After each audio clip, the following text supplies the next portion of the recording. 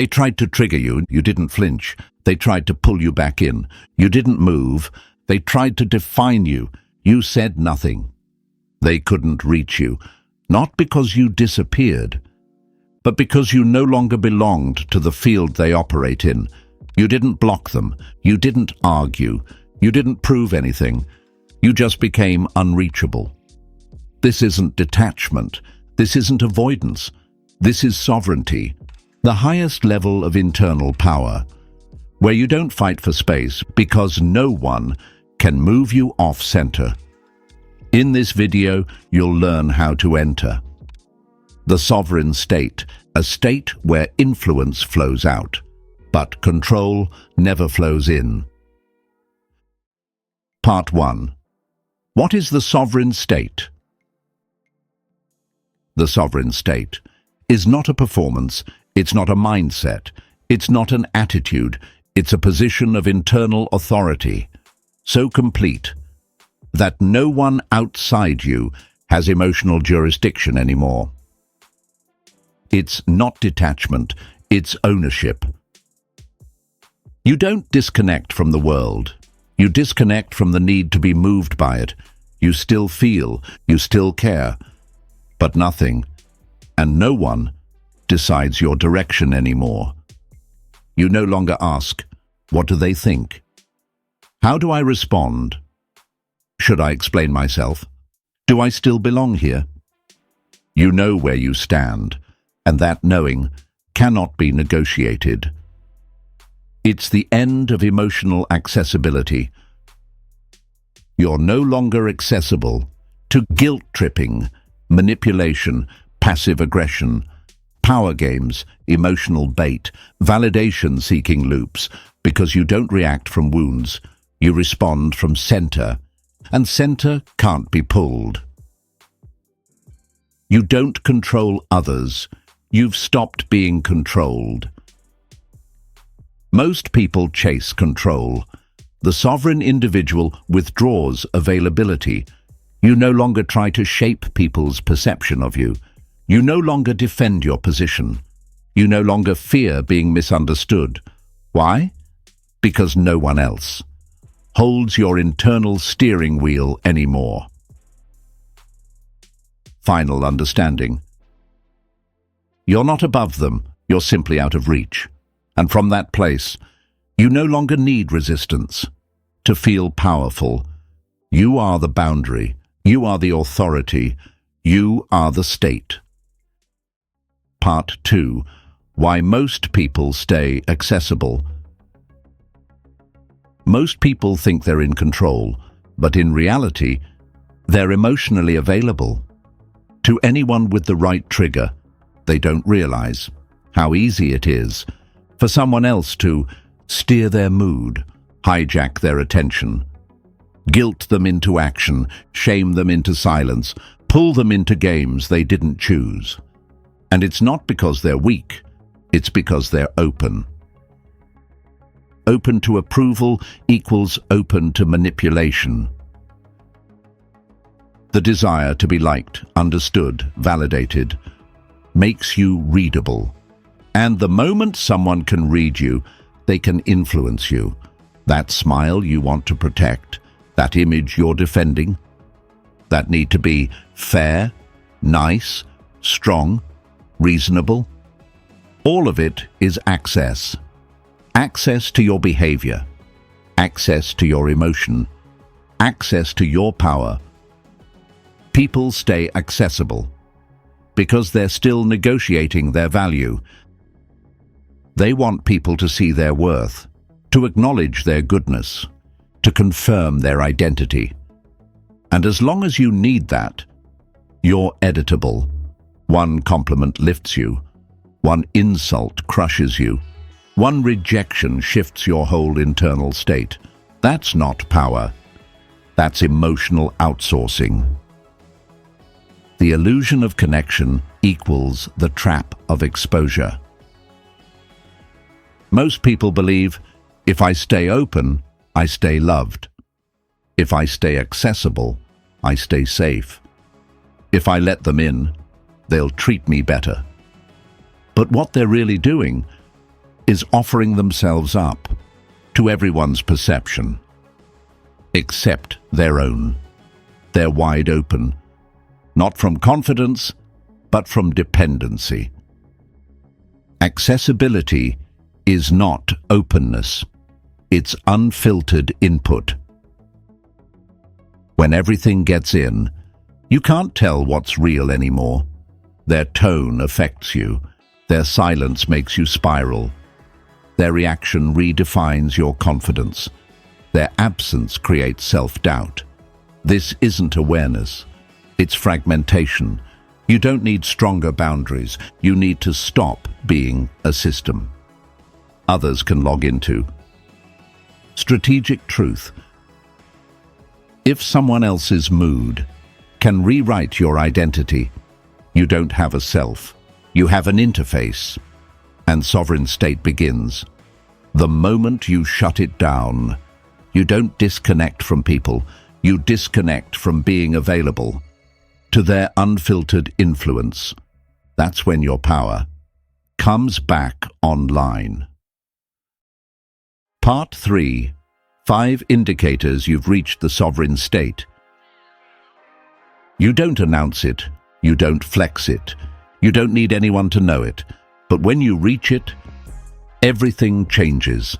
Not outside, inside. Here's how you know. 1. People can no longer read your emotional state. They guess, they probe, they look for micro-expressions, but they get nothing they can use. You're not being cold, you're just no longer transmitting why it matters. If they can't read your emotion, they can't engineer your reaction. 2. You feel no urgency to defend who you are. You don't justify your decisions. You don't explain your silence. You don't convince anyone of your intent. You're not detached. You're just done negotiating your identity.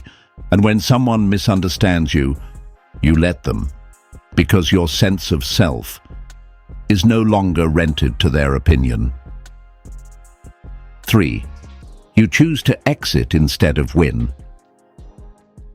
When the room becomes manipulative, you don't win it, you leave it. When the conversation turns toxic, you don't try to prove your angle, you withdraw your presence. Why? Because your energy is not up for public vote, it's privately owned. 4.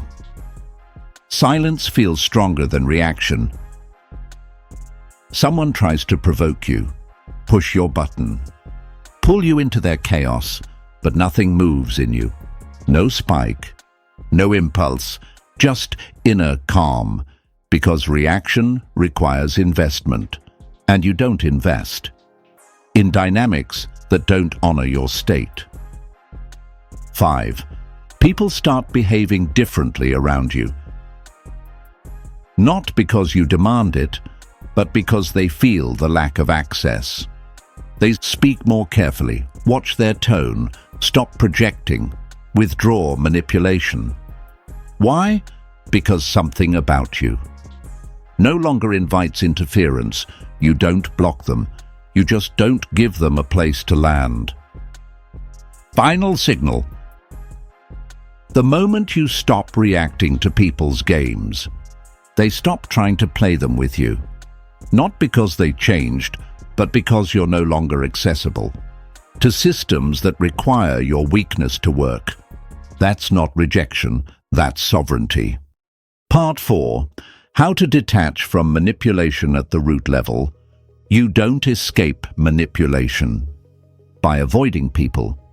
You escape it by eliminating the hook they once pulled. And that hook is always inside you. Here's how to sever it completely. 1. Locate the core need they've been triggering.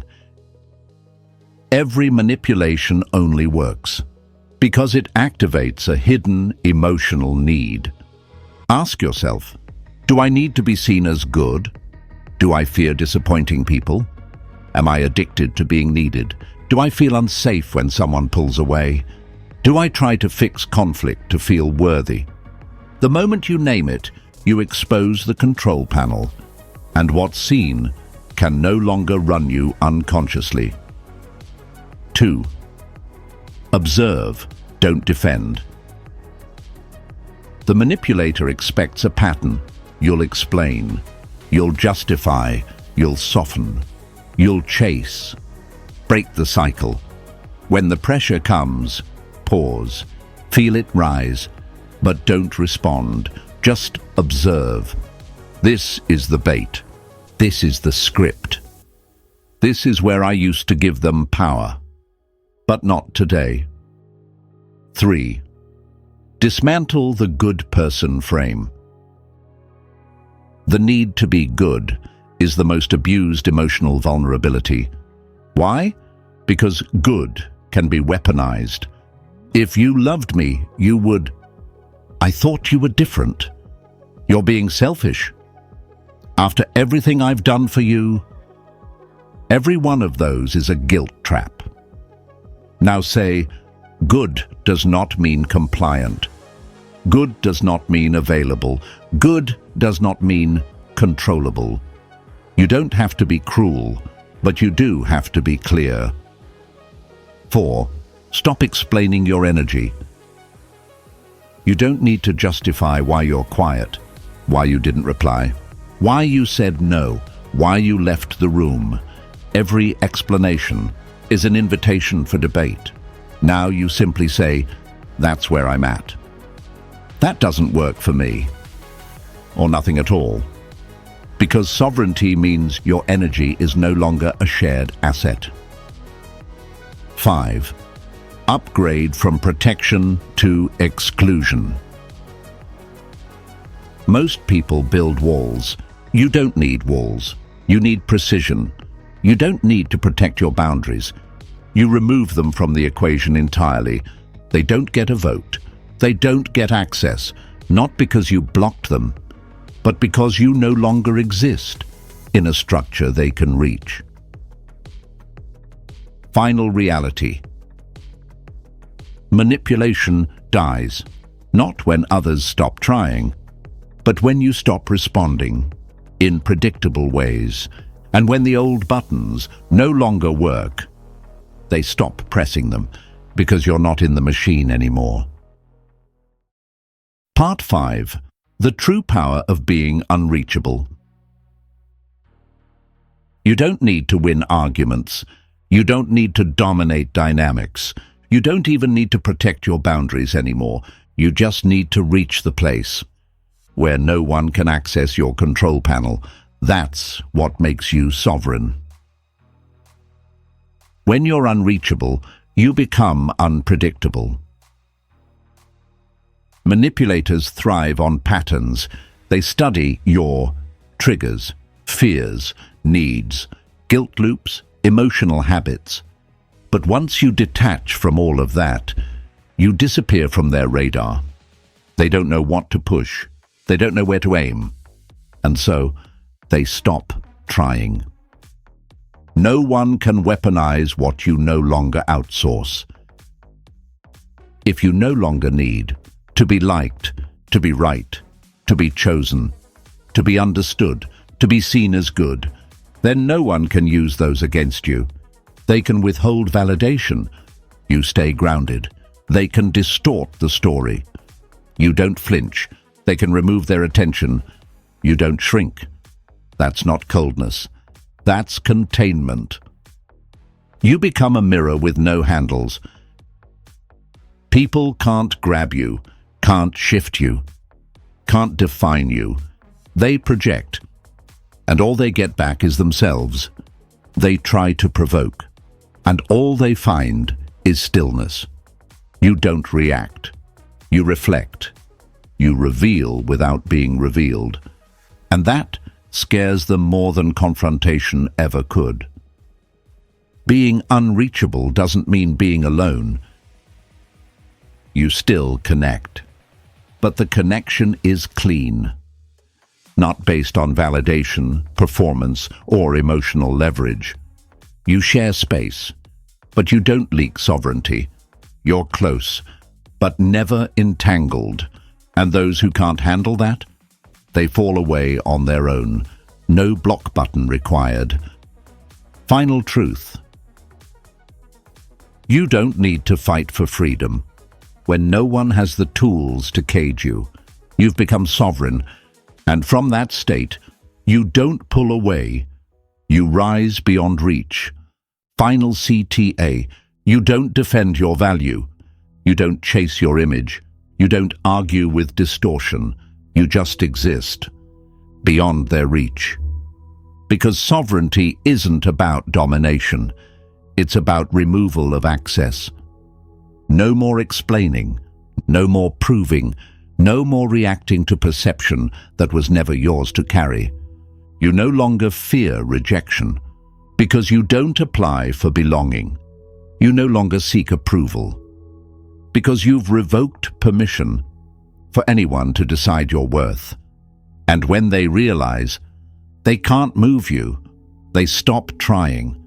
Not because you won, but because you no longer play. From now on, you don't reduce to fit the frame. You don't soften to earn safety. You don't bend to feel chosen. You hold center. You hold silence. You hold self-ownership so complete that the world must rotate to meet you. This is the final gate. You're not rising above them. You've stepped beyond them. No edge, no defense, just presence, unreachable, undeniable, unmoved.